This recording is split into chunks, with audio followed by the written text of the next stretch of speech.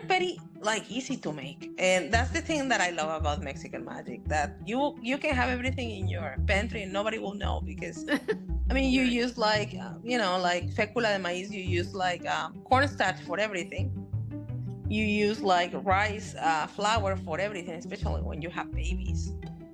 um so pretty much nobody will know.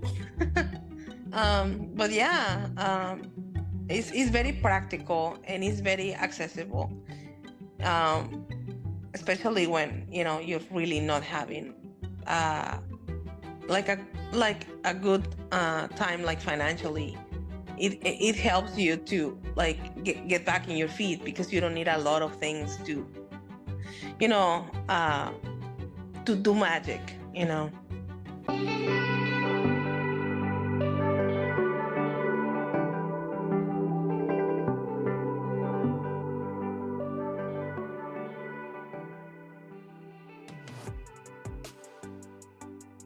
Aloha and welcome to another show, guys. I'm beyond excited about today's guest, someone whose magical journey has captured so much attention.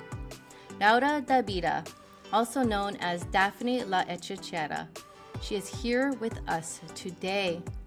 Even while in a big move, with her computer and her makeup packed away and boxes everywhere, she graciously joins us via a cell phone. We'll be talking about her best-selling book, Mexican Sorcery, A Practical Guide to Brujeria de Rancho, which hit #1 in the witchcraft and magic category.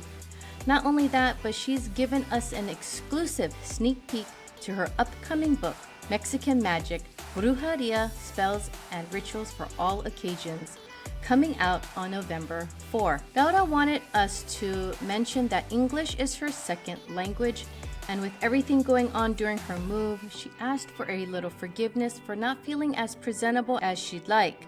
But honestly, her wisdom and beauty shines through no matter what.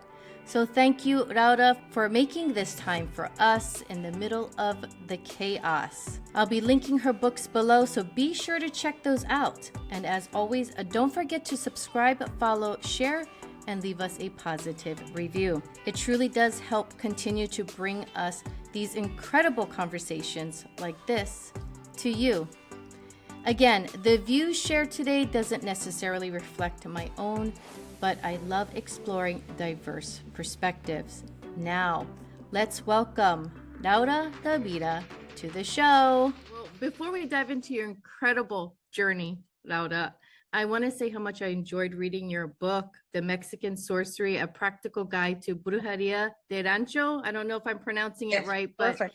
I love your book. And you know what? It stands out from all the other magical books because you put such heartfelt love in your story. You could feel the love, the rich history that you put in there, and all your unique perspective of being a bruja and from Mexico. I loved your graveyard story. I love the story about Everybody loved that I one. know, it's beautiful. And your story about your grandfather and how he forgot it was your birthday. So he gave you the 3 tarot cards. Yeah. Do you still have your tarot cards from your grandfather? Yes, I still. Aw, Yeah. that's awesome. So your story is beautiful. And I know you said it wasn't a happy story. It was filled with a lot of pain and grief, but ultimately that helped you to realize who you were. And it helped you to realize that you were the person that you are and the bruja that you were. So if you're comfortable with that, could you share more about your experience? Oh, well, uh, I really enjoy, like, I know, like, people when they hear about like Mexican magic, or when they see in books, like especially when like we read like things like dominance, and like trabajos that they're very like heavy, or like immoral, infamous. People like get to the all but the threefold, or like the karma aspect of. But that's why I always enjoy, and I try so hard to contextualize the spells, like the trabajos. For example, like there is like in this new book that is coming to in Spanish, I talk a lot about like dominance and the trabajos de dominación. Like, so why somebody would want to control somebody that much, or what is the need for that? And I had to put it down, like write down that it's not like somebody's like wrong or like bad. It's just like in Mexico during a lot of years after like the marriage was not like a religious contract, was more like a civil one.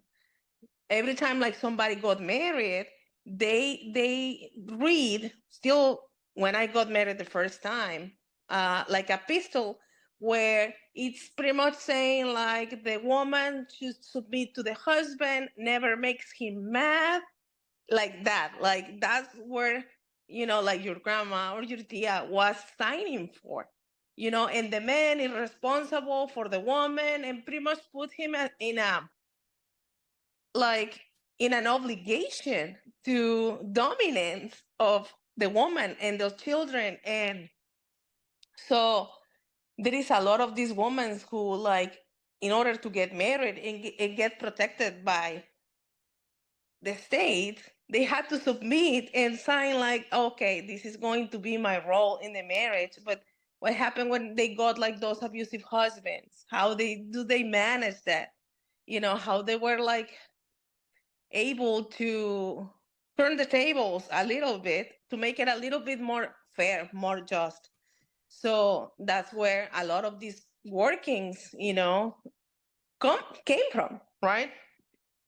So I explain a lot too in this new book that is coming out that, like especially the 80s and the 90s, it was a lot of things that they were in the occult that they mixed with popular magic.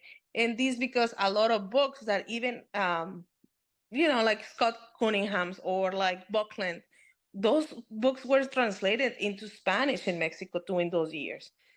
And it was like a revolution because there wasn't anything else that people could get, like a cane to feel like they still have a way to make it, because it was such like a hard time. Imagine like if a lot of people who are like medium clase media, like medium class, not poor, not rich, they had a lot of debt in dollars when the dollar was 3 pesos. And one day they wake up and now like the dollar is 15 pesos.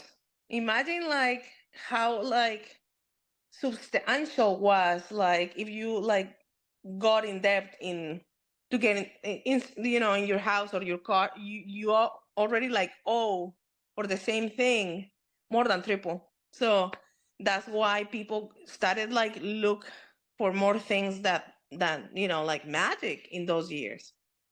So like I think like in the first book I rely a lot and like explain a lot how it was for like our grandmas or great grandmas. This is more like our mothers in Mexico, like in the 90s. And like how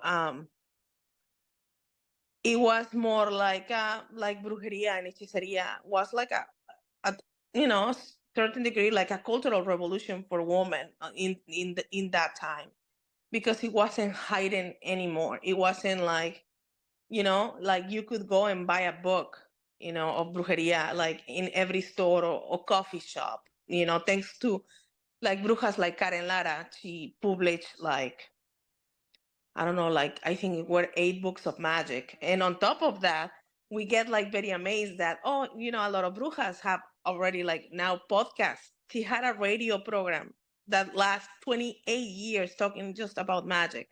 So I taught, and not only Karen Lara, like Horacio Polanco, Tamara, and I talk about all the like, other brujas who like pave the way for the brujas today, that a lot of people in the United States, of course, doesn't know because they didn't grow up over there. So, and I talk about her like radio show that lasted 28 years, and people used to call, hey, what I do, with this situation, what spell do you recommend, what book and what page. So she used to have invitados, like guests too. So I really like, I don't know, I really like this book that is coming better, because I feel that it's more modern, it's more like, it's like another aspect of in timeline, you know. The I feel like Mexican sorcery was more, you know, like magic during the conquest, during the colonization. History. Mm-hmm. And this one is more like from like Mexican Revolution that happened almost 100 years after the after the independence, uh, and 80s and 90s, and it's another like another situations that there were in that time. So I could focus more like in other like instances. For example, like Mexican sorcery, I don't know if you remember, I think it's the last chapter. We have a chapter that is everything about Lent, seen through like a Mexican sorcery lens. And this one, in the last chapter, we have the Marathon Guadalupe Reyes, which is like, like according to popular culture, from the 12th of December, which is like Guadalupe's feast, to Dia de Reyes, which is 6th of January, like Epiphany.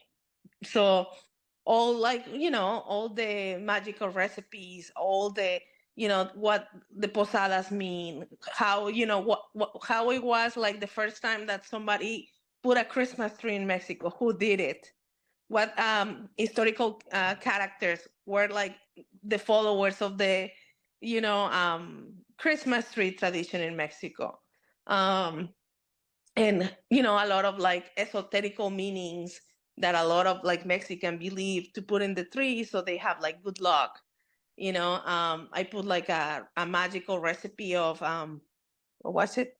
The rompope. Rompope is like a Mexican eggnog. I even said like, hey, like Puerto Ricans have like coquito, Venezuelans have like ponche crema, Americans have eggnog, but we have rompope.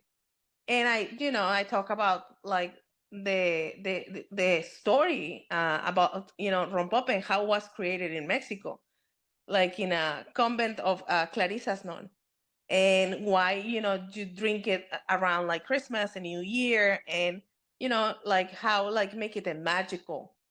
What else, like things that I love to like put like the meanings behind things. I talk about another story that I know everybody's going to enjoy, because that's very universal, but it's very Mexican.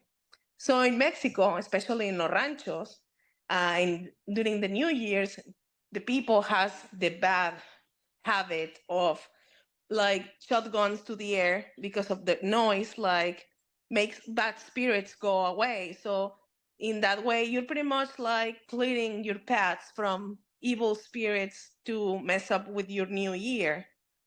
But that's very dangerous, because there is a lot of like bullets that you never know, is like tragedies around that, right? Instead of being a good experience, is a bad one. But like the first year that I was first married to my husband, I remember like he started like doing with a pen and a spoon a lot of noise, and he was, oh, so like the bad spirits like go away. So, and I was like, we do that but with shotguns. You know what I'm saying? And then I realized that we together realized that wasn't even Mexican or German, because he has German heritage. It's actually Roman. So the Romans, believe like every like year period, if they made a lot of noise, like the bad spirits were not going to, like come, or like they were going to be like, scared, so they will leave. So a lot of like people with like Mexicans included, with Roman heritage, or Iberian one. They have the same belief, but you don't have to do that with a pen and especially not with, a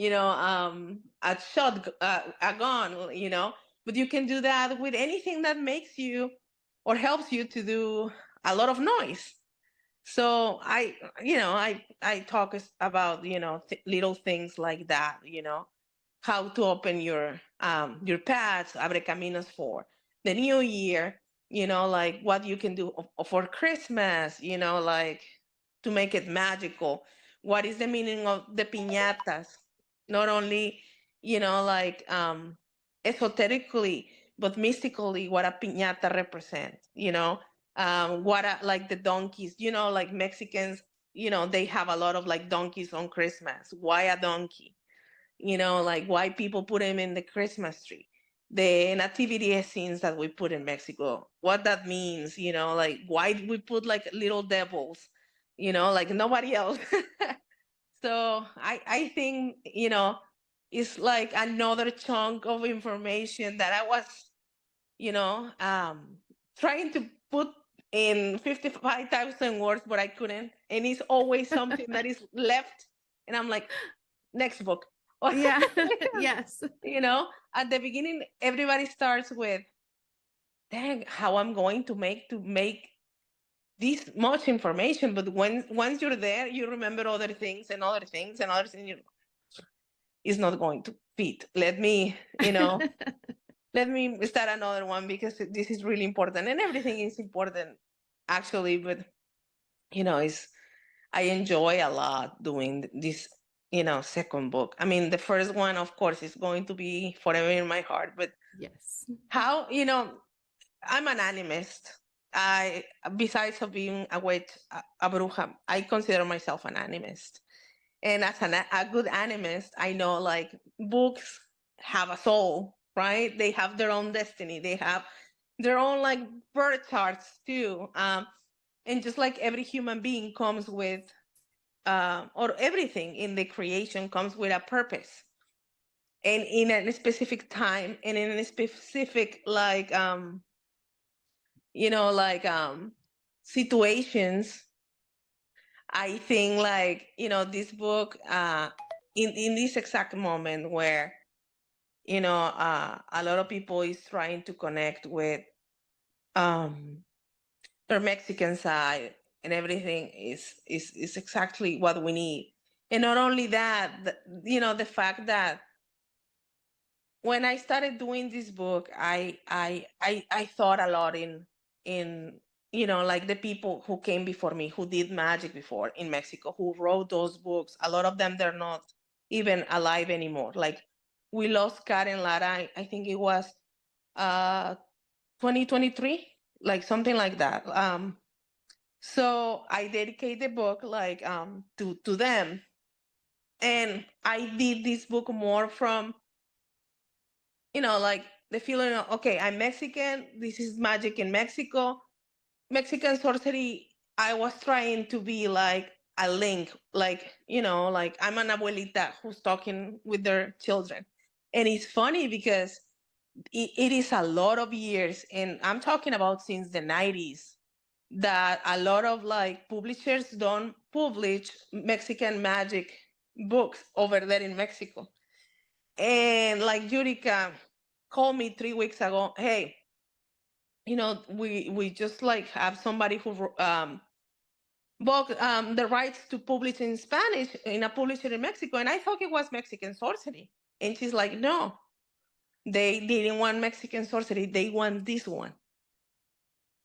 And I'm telling you, this is more like the point of view of somebody who's really there.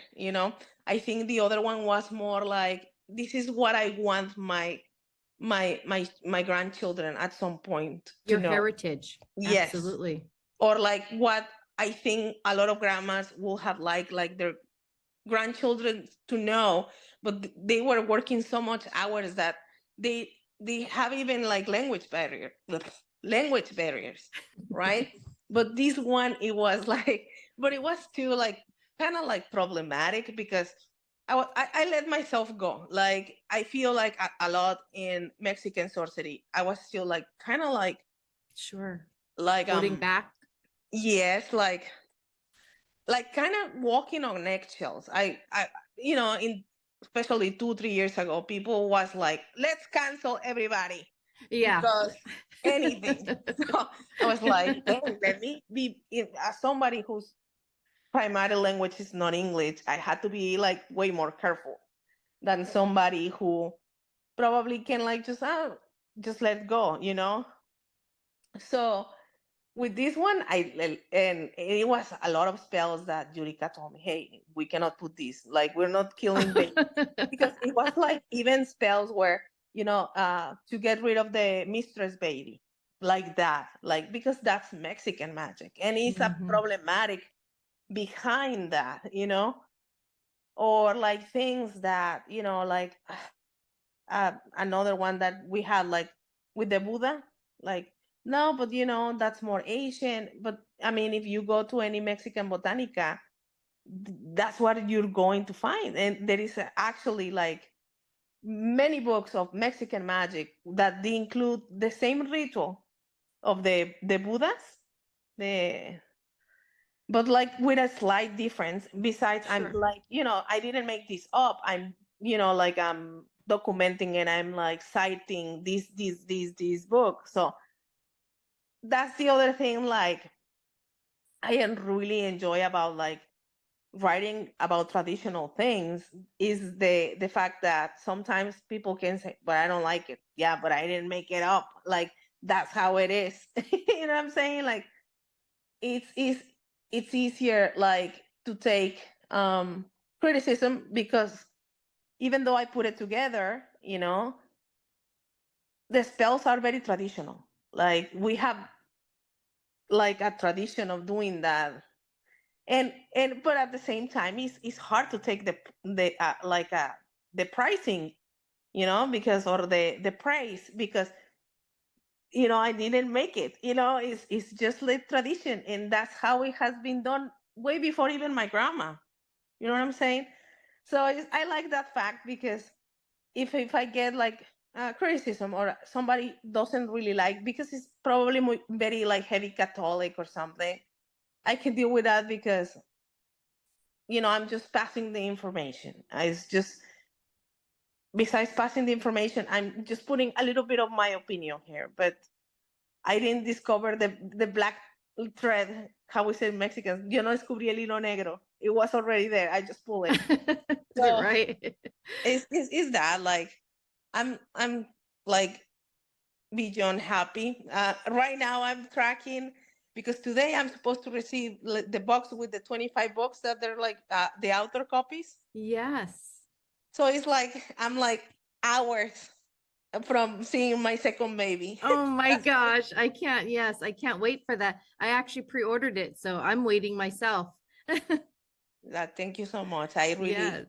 just like I said, I appreciate all the support that all the podcasts, all the people who blogs, all the, I was so afraid, like, especially because I know sometimes like I struggle, with words because this is not my first language, but everybody had been so nice and so supportive and so like, you know, like amazing. And I really like appreciate that. Like I don't take it for granted. I really appreciate what, everybody had helped me to, you know, continue with that because it doesn't matter how much you want to put something out. If the first one doesn't sell, after all, for the publisher, it's a business, right? Yep. Um, and the second one had been possible because everybody helped me, to put out, or like to recommend the first one. So It's your book is amazing, and I learned a lot. And you talked a lot about the tools, the scissors, and how special the scissors were. I never knew the good scissor. yeah, no, that's the thing. I remember like when the J. Allen Cross book went out, he talks about the scissors, when Magia, I think, or like Blood Brujeria, and even the Valeria Ruela's book. Everybody talks about the scissors, but a lot of people, I think, in the community thought it was just, like aesthetics. But like, I was like, okay, why? What is, the reason behind? And the reason behind is not only because you can put them like this, like a cross shape. It's because like during the times of colonization, they were already witches, and even um, even like the natives were afraid of the witches. So the natives believe in like as a human beings, like not only the Mexica or the Aztecs, a lot of like other tribes, like we have like a tonali here, a tonali, and that's like or like life source. So they thought like when they cut, this part, they got like so weak that at some point like they were going to die. But that didn't only happen to witches or like evil sorcerers. That happened among warriors and military. So, and when they had like this part of the crown, sometimes they even put in themselves to get strength in their own one. But at the beginning they used to do it with obsidian blades, and as times pass they just did it with scissors. So, and just like I said, it's documented on the manual para erradicar hechicerías, who was like a priest who documented all those things in 1615 something, 1659 or something like that. So that's the thing. Like, okay, you don't like it. I didn't say it. It was already there 400 years ago. But yeah, like everybody like enjoyed that part of the book, that everything was okay. Why? Okay, why? Oh, when I talk about like court magic, it was, Yeah. it came from Europe, but at the same Yeah. time, it was already here. That's Yeah. why it got like super strong. I mean, in the practical sense of, everybody was already using it, like the ones that they were here and the ones that they came from somewhere else. So yeah, I enjoy a lot, writing the whys, and and I think it shows in this book and in the first one. Like I hope people, just like I said, enjoy the new I one. think I think they will. I think they will. I noticed that in the first book, you talk a lot about like the Catholics, the practices, I should say, it seems like that there is a lot of similarities between Catholic practice and maybe like Santa Muerte. It's like the statues, like there's saints and things. I know some people may get offended by it, but it is reality that in Mexico they use this statue also for spells and things like that. Yes. Yeah, well, not only that, there is a lot of people in Mexico that, and not only in Mexico, I think there is like, I think in Italian magic too, in hoodoo. I'm not really sure about the hoodoo, but a lot of people does like saint punishment. Like some people remove hands, some people remove feet, some people like they take like the baby from San Joseph, or they even like if they're going to sell a home, they like buried like San Jose, like upside down. So not only we use like the statues, a lot of them we punish them too. So That's it's interesting. very, it's something very folk magic, Yeah. you know.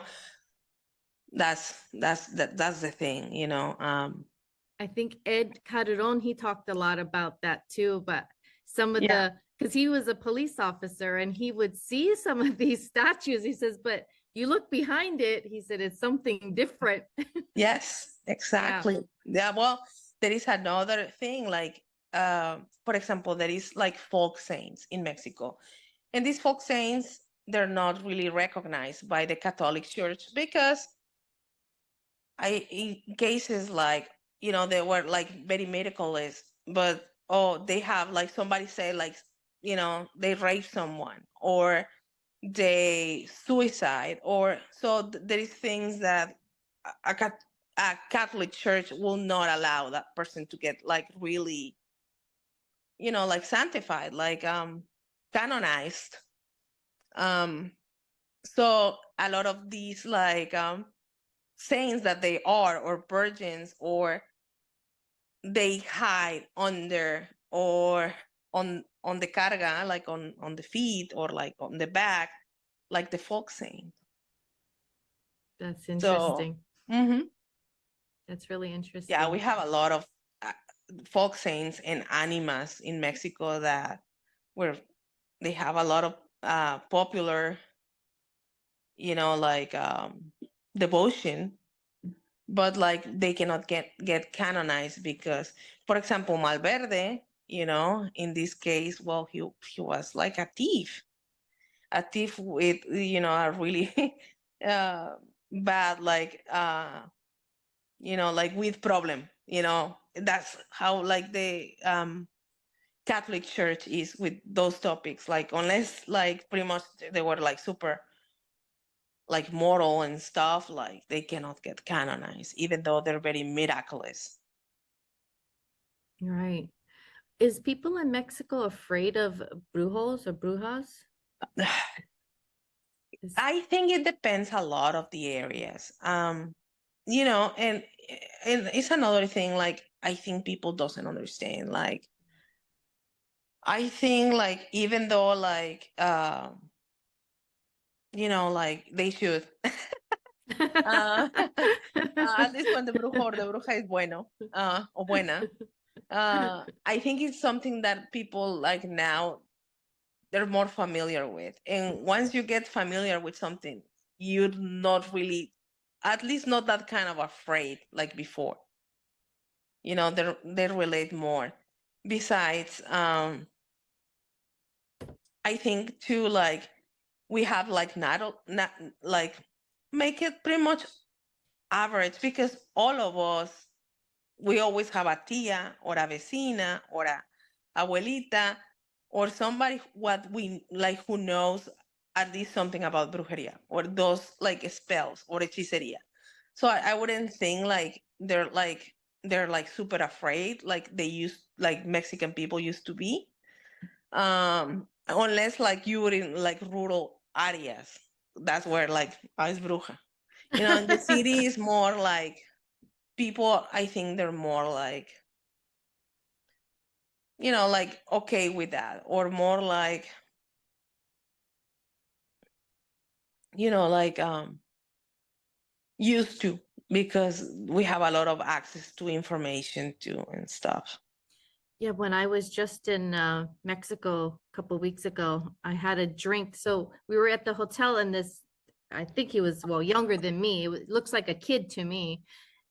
Came up and said, "Hey, would you like me to make you this drink?" We were at the dinner table, and I guess he's like a bartender maybe, and he's just walking around the table. And he said it's a smoked rosemary mezcal margarita. So Mm-hmm. it's like a concoction that they make. And I was telling my husband, hey, that's the smoked rosemary, that's protection. And he heard me in English, like he understood English. And he says, yes, this is very protection for you and your house. And I was laughing. I was like, how did he Yeah, know this? actually, here in Atlanta, oh my God, you have to look at, like, I don't know if you get to come, but this is your house. That like the Mexican way.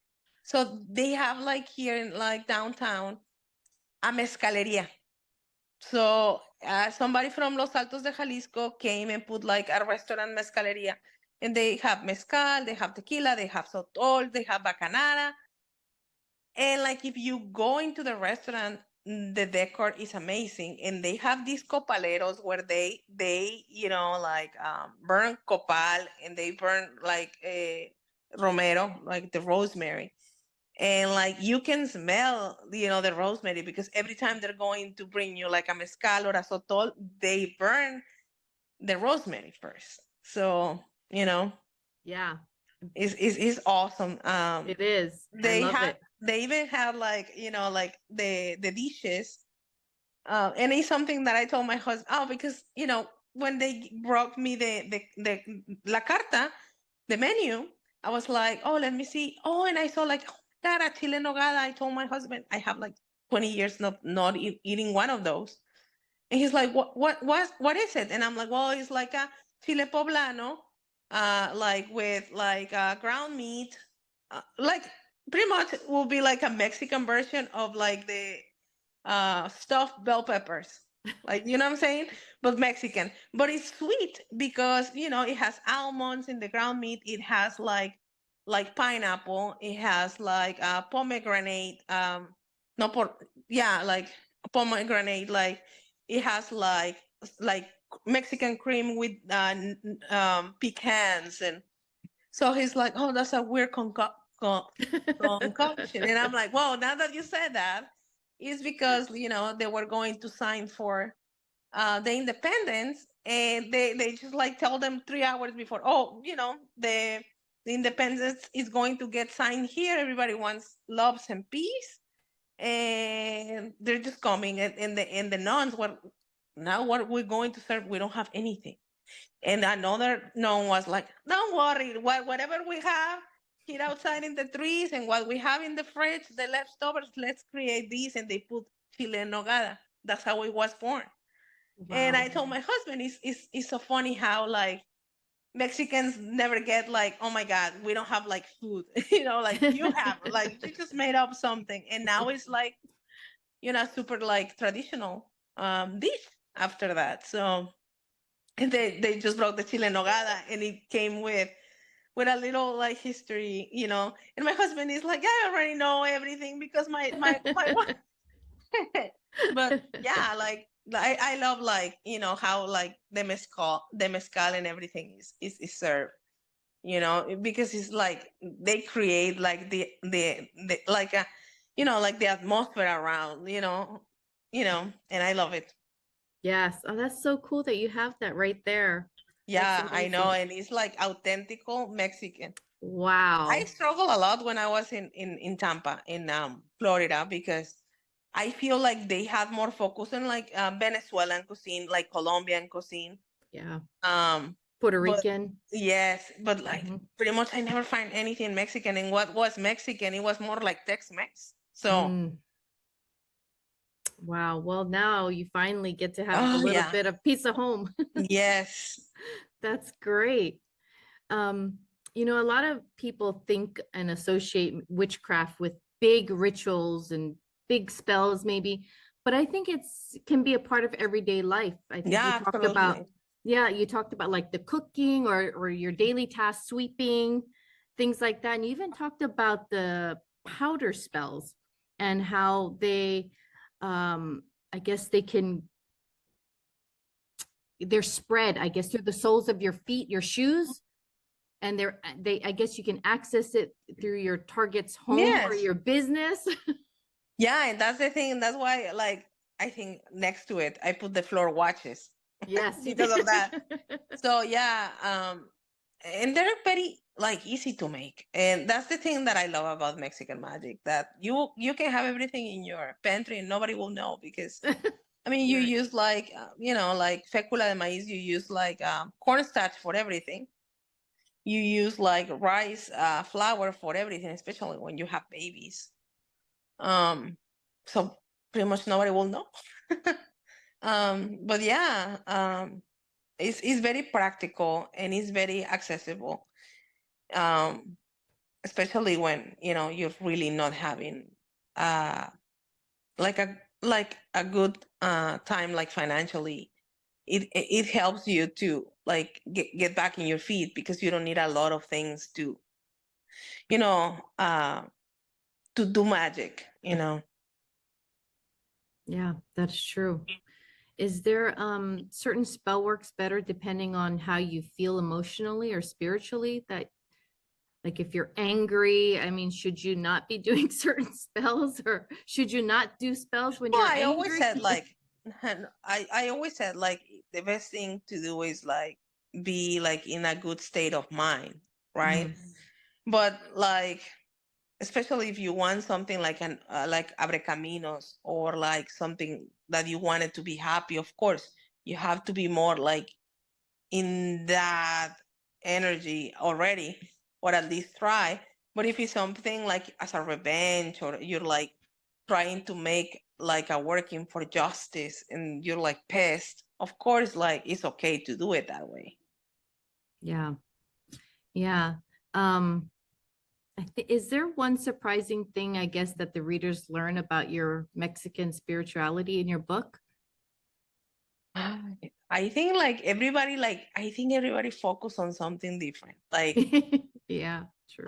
the thing that like I think it surprised me, like even if they were not Mexican, everybody could relate on something. Like and like somehow they understood and they felt like they were welcome, like, and I think like that was what's needed at that time, because a lot of people who were like writing magic, Mexican magic and Mexican brujeria books, or blogging about it, they were very like instead of like showing, instead of like inviting, instead of like hosting, oh, like, or ancestors or people in Mexico who have done that were like, you cannot be here, you cannot sit with us, like this is cultural appropriation, you shouldn't be doing this and that, like, and that's not really Mexican. That's the most un-Mexican thing, I think, because people who is from Mexico, every time we have like visitors, we really appreciate, first of all, the business, like, second, the trust, because a lot of people still like, oh, you're going to Mexico, that's scary, um we like to have invitees, we guests, we like to have like other people in our house, and I think like that's one of the things that I really want to put out, and I think people felt welcome and cherished, and they felt like, you know if it's okay that I enjoy and I want to learn, and I pay like for Mexican food, and there is nothing more sacred than the act of eating. Why cannot be brujeria? Why cannot be hechiceria? Why cannot be even like celebrations like Day of the Dead? And that's something that I cringe about when, oh, cultural vultures, oh, they're like, dude, like like Day of the Dead now is like a human heritage, no, cultural human heritage by UNESCO. Like that belongs to everybody now. Like, because it's so cool and it's so like rich in history and tradition that now it's like a patrimonio cultural de la humanidad from all the humans, right? Is, like how like Mexican people like, to do their stuff. Like they don't, we don't segregate. We don't, we're not selfish. We're very showy. We're very appreciative of when people get interest on our culture, in our food, in our history. So I think um, that that was needed, and I'm surprised that a lot of people got that feeling too, because that's what I was looking for. That is exactly true. Because when I go to Mexico, everybody is so kind and very open. I'm not scared when I go to Mexico. You hear about all this stuff, but I don't go to, Exactly, like, you know, where. And, yeah, that's what I told them, everybody, like, dude, as long as you're not doing anything wrong, or yeah, like are hanging out with the wrong people, like you're going to be okay. You know what I'm saying? exactly, Like, but exactly. I that's what I wanted, like, like give that feeling, just like when I talk about Chabela Vargas, that she used to say she was Mexican. We have a lot of people like that in Mexico that, that now they're Mexicans, and it is what it is. And nobody has a problem in Mexico, right? With that. I remember not only like the story about Chabela Vargas diciendo, I'm Mexican because Mexicans are born whatever the fuck they want. Right. The Was Costa like, Rican. yeah, it's Right. from Costa Rica. Right. But it was the Pope, Juan Pablo II, when he goes there and he's like, I'm not Juan Pablo, like John Paul from Poland. I'm Mexican now.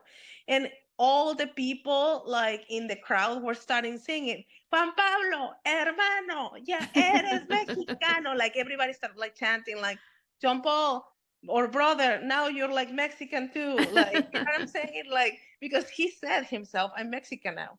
And I think our culture has that, like them, I'm Mexican. And like truly Mexicans are going to embrace the people who embrace with respect and love and understanding our culture. We're not going to be like, no, you cannot sit here. You don't belong here. Did you get pushback from any other besides Mexico, because they're not like that? Is there any other cultures that gave you pushback because you were speaking about magic? No, like That's I good. got very lucky. Yeah. Like that's the thing. I don't know like what people say like under closed doors. Sure. But there is other people that has wrote like Mexican magic books, and they had like situations where TikTokers were talking about the book, and this is all like these. I didn't have that luck. Like thanks God, like nobody was like trying to cancel me or like questioning me about anything. And I think it's because in that regard, like, okay, I'm not the only one who thinks like that. Like everybody here, and let me put this story about it. I wasn't talking only from my perspective. It was talking from the cultural perspective that everybody shares there. And I added these little stories about Chabela Vargas, or like Juan Pablo II, where I'm Mexican and I'm Mexican. Why not? Yeah. When you write, you also go by a name of Daphne La Henchera. Yeah, like, well, like now everything comes like Laura Davila, Aka, Yeah. like AQ, Yeah. Daphne Hechicera. But like now, that's the thing about being very mercurial. My actual name is Laura Gabriela Davila Morales, because like Mexicans, we have like a lot of names and last names. And then here I married, and I'm like Laura Gabriela Eric because of my husband. And then Daphne Hechicera. So everybody calls me like however they want, but usually like Is that a pen name, or is that something like your inner magical person? Actually like it's a pen name, but at the same time, my first name is Laura, which is like like Daphne in Greek. It's the same plant, like el laurel. So it comes from the same like root. Yeah.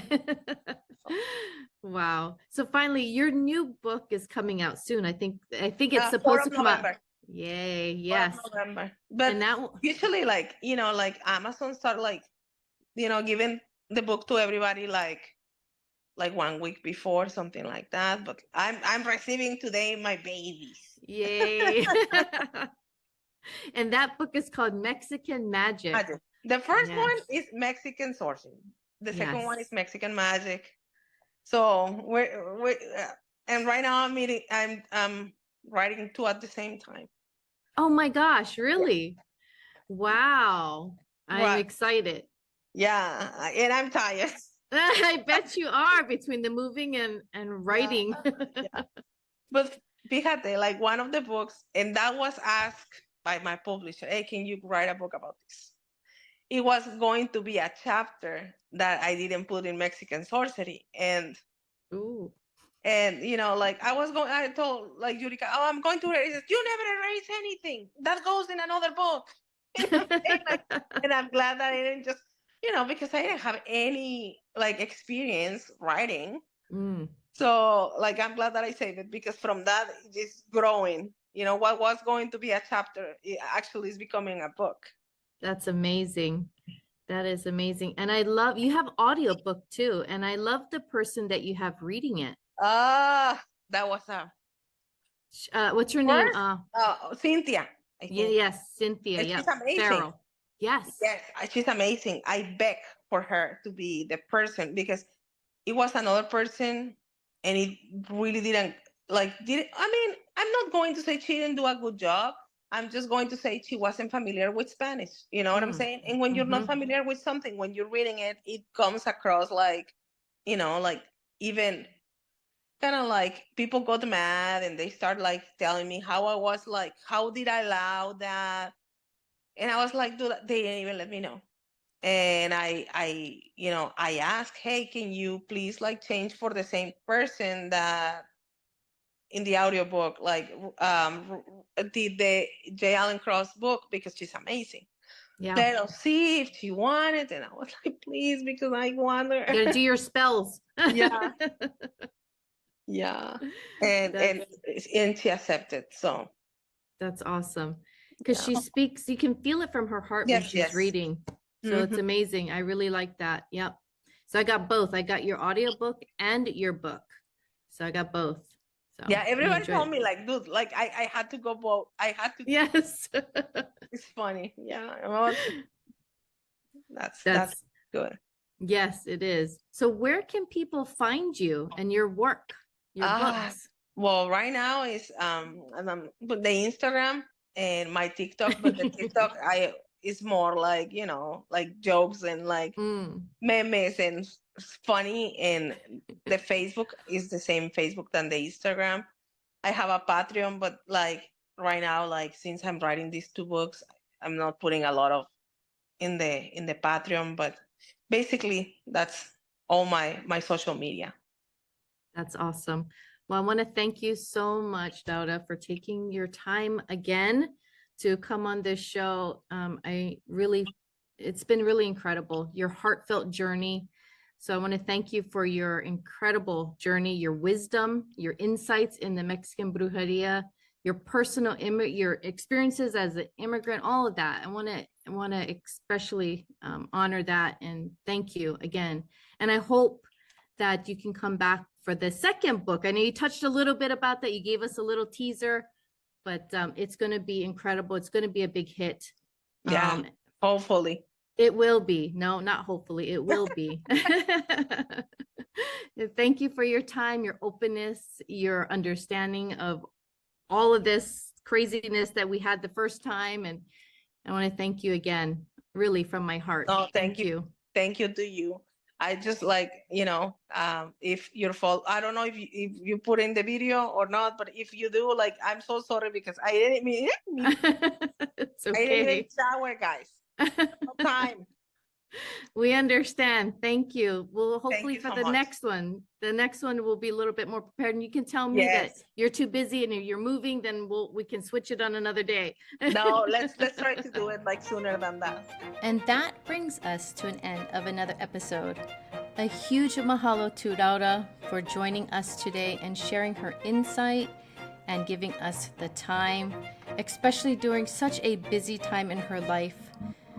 Please be sure to check out the links to her books below. And don't forget to follow, subscribe, and leave a review. It really helps our Ohana to grow and to continue to bring you amazing guests like Laura to you. Now, we can't wait to have Laura to come back. So until then, guys, take care and stay sensible. Ahui ho kako. Bye.